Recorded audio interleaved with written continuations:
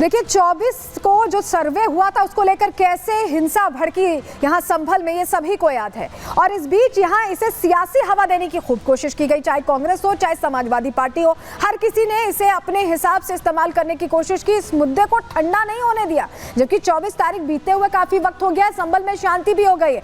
लेकिन जब ये मुद्दा बहुत हवा नहीं दे पाए, सड़कों पर उतर कर संभल तक जाने की कोशिश की, नहीं पहुंच पाए, तो पैतरा बदल दिया।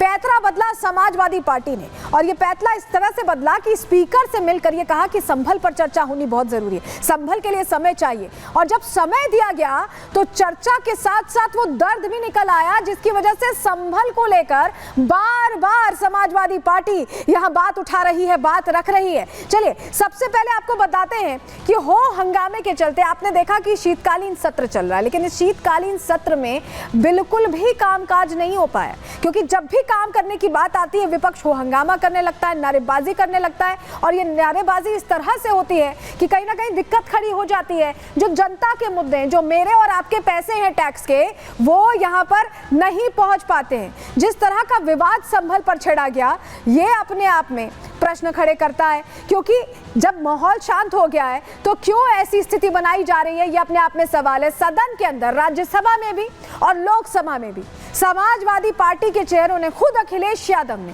पहले क्या कहा, ये सुन लीजिए, फिर आगे इस पर बात करें। संभल जो इसलिए जाना जाता था कि भाईचारे के साथ वहाँ रहते हैं लोग, लेकिन अचानक ये जो घटना हुई है, ये सोची समझी रणनीति के तहत हुआ है और वहाँ के भाईचारे को गोली मारने का काम हुआ है। भारतीय जनता पार्टी और उनके सहयोगी और समर्थक, शुभचिंतक बार बार खुदाई की जो बात कर रहे हैं अध्यक्ष महोदय, ये खुदाई जो है हमारे देश का सौहार्द, हमारे देश का भाईचारा, हमारे देश का गंगा जमनी तहजीब को खो देगा। के डीएम, एसएसपी, वकील जिन्होंने वो एप्लीकेशन दी थी, वो और कुछ लोग ढोल नगाड़े बजाते हुए पुलिस के साथ गए और मस्जिद में प्रवेश कर गए। भीड़ को संदेह हुआ कि ये मस्जिद में तोड़फोड़ करने जा रहे हैं और कुछ कर रहे हैं, और एसडीएम ने वहाँ जो टैंक था पानी का वो खोल दिया, पानी बह के बाहर आया, तो लोगों को संदेह हुआ कि इसमें कुछ गड़बड़ी हो रही है। तो उसके बाद अशांति हुई, पुलिस ने गोली चलाई, 5 लोग मारे गए, 20 लोग घायल हुए। तो अपने आप में सवाल ये खड़ा होता है कि ये मुद्दे क्यों उठाए गए, क्या सियासी फायदे के लिए उठाए गए, क्यों हम ऐसा कह रहे हैं? जानकारी आपके सामने रख देते हैं। देखिए समाजवादी पार्टी के लिए मुस्लिम वोट बैंक के तौर पर, मुस्लिम बहुत बड़ा वोट बैंक के तौर पर, यही वजह है कि लगातार सपा पीडीए का जो फॉर्मूला था, आप समझ रहे हैं, उसमें भी जिक्र करती रही, एमवाई फैक्टर पे चलती रही। वोट बैंक के लिए सपा ने संभल का मुद्दा संसद में उठाया, समय इसके लिए मांगा, मुद्दा उठाया। संभल हिंसा मामले में सपा के नेता आरोपी हैं, आपको पता है जियाउर रहमान बर्क, जो वहां से सांसद हैं, और विधायक दोनों ही आरोपी हैं। सांसद पर हिंसा भड़काने का आरोप लगा जियाउर रहमान बर्क पर, विधायक के बेटे को भी आरोपी बनाया है। उनका जो बेटा है वो आरोपी है, सैयद इकबाल जिसका नाम है। और सर्वे के दौरान पुलिस ने लोगों को समझाया भी था कि कोई हो हल्ला ना हो। भीड़ में शामिल नकाबपोशों ने कैसे पत्थरबाजी की, वो तस्वीरें हम सभी ने देखी हैं। गाड़ियों को आग लगाते दंगाई भी खुलकर तस्वीरों में कैद हो गए थे, सामने आ गए थे। सपा ने एक बार फिर पत्थरबाजी को गलत नहीं ठहराया। सदन के अंदर सपा के नेता प्रशासन पर ही प्रश्न खड़े करते, सवाल खड़े करते यहाँ पर दिखाई दे रहे थे, और इसी मुद्दे को उठाते हुए दिखाई दे रहे थे। लेकिन आपने एक चीज नोटिस की होगी कि जब जब समाजवादी पार्टी कहती है तो यहाँ पर प्रशासन पर, संवैधानिक पदों पर बैठे लोगों पर किसी को भी सवाल करने से परहेज नहीं करती। और ये सिर्फ अखिलेश यादव का स्टाइल नहीं है, ये बाकी नेता भी उसी तरह से चलते, उनके चाचा भी वैसे ही चलते हैं। चलिए आपको जरा बताते हैं कब कब प्रशासन पर सवाल खड़े किए गए, जरा समझिए। सबसे पहले अखिलेश यादव का बता रहे हैं, कटघरे में वो हमेशा ही प्रशासन को खड़ा कर देते हैं। संभल में पुलिस ने गोली चलाई, इनकी तरफ से कहा गया। उपचुनावों में पुलिस ने वोट डालने से रोक दिया, ये भी आरोप इन्हीं की तरफ से लगाए गए। धड़ाधड़ ट्वीट उस दिन इनकी तरफ से किए गए थे जिस दिन चुनाव था। शिवपाल यादव, उनके चाचा, प्रशासन मनमानी कर रहा है, ये शिवपाल यादव ने कहा कि प्रशासनिक अधिकारी बेलगाम हो गए हैं। और उससे भी 2 हाथ आगे क्या कहा कि अधिकारियों का नाम लाल कलम से लिख लो, 27 में जब सरकार बनेगी हिसाब करेंगे। ये उन्होंने खुले मंच से कार्यकर्ताओं को कहा।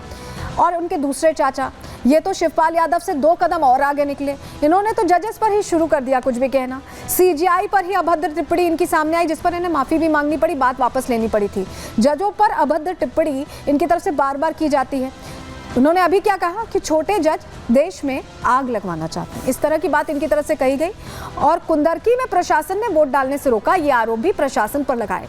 तो आप ये देख पा रहे हैं कि ये जो समाजवादी पार्टी के जो तमाम बड़े चेहरे हैं, ये क्या करते हैं कि लगातार कोशिश ये करते हैं प्रशासन पर, संवैधानिक पदों पर बैठे लोगों पर प्रश्न खड़े कर देना।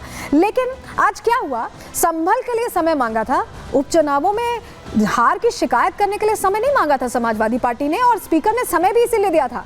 लेकिन ये करते करते अचानक राम गोपाल यादव भूल गए कि सदन के अंदर उन्होंने दरअसल सच्चाई कह दी, एक्सपोज हो गए खुद ही। सुनिए जरा कैसे एक्सपोज हुए, आपको जरा सुनवा रहे हैं। उत्तर प्रदेश में जो चुनाव हुए थे उसमें वो बगल के जिलों में पुलिस ने किसी को वोट डालने नहीं दिया गया और जबरदस्ती चुनाव कब्जा कर लिया था।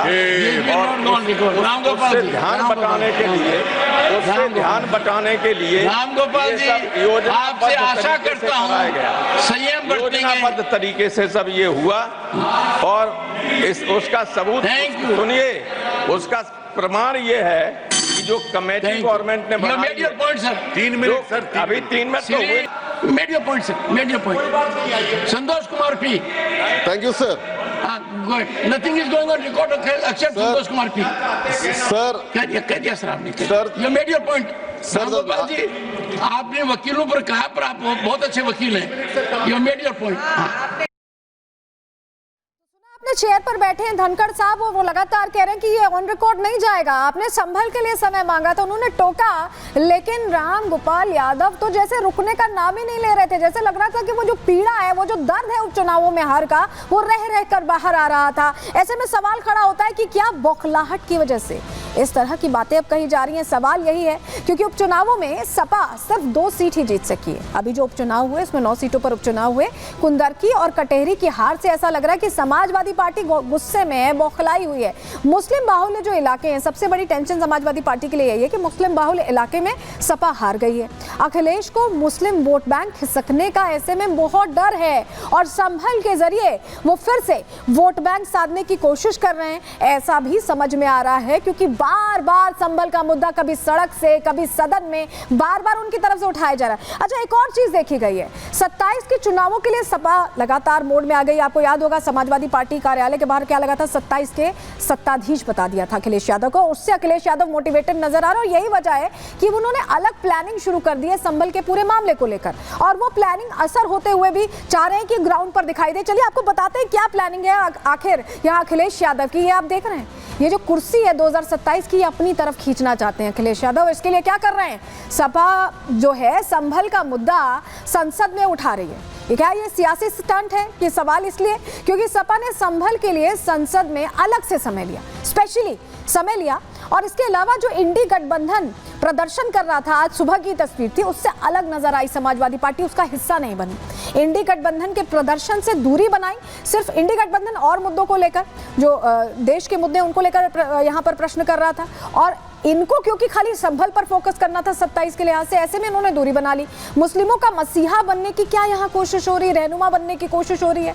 कांग्रेस और AIMIM मुस्लिम वोट बांट लेती है और ऐसे में मुस्लिम वोट बैंक ना बटे, इसकी कवायद लग रहा है कि समाजवादी पार्टी की तरफ से की जा रही है। सपा मुस्लिमों को रिझाने के लिए पत्थरबाजों पर भी चुप है, चुप्पी साधे हुए कुछ भी नहीं कह रही है। और यही वजह लग रहा है कि मुस्लिम वोट बैंक के लिए क्या सपा ने गठबंधन के मुद्दों को छोड़कर सिर्फ संभल का मुद्दा ही चुन लिया है, ये अपने आप में प्रश्न बना हुआ है। क्योंकि बार बार ये कहा जा रहा है कि 27 का जो है वो ट्रेलर है, ट्रेलर कहा जा रहा था।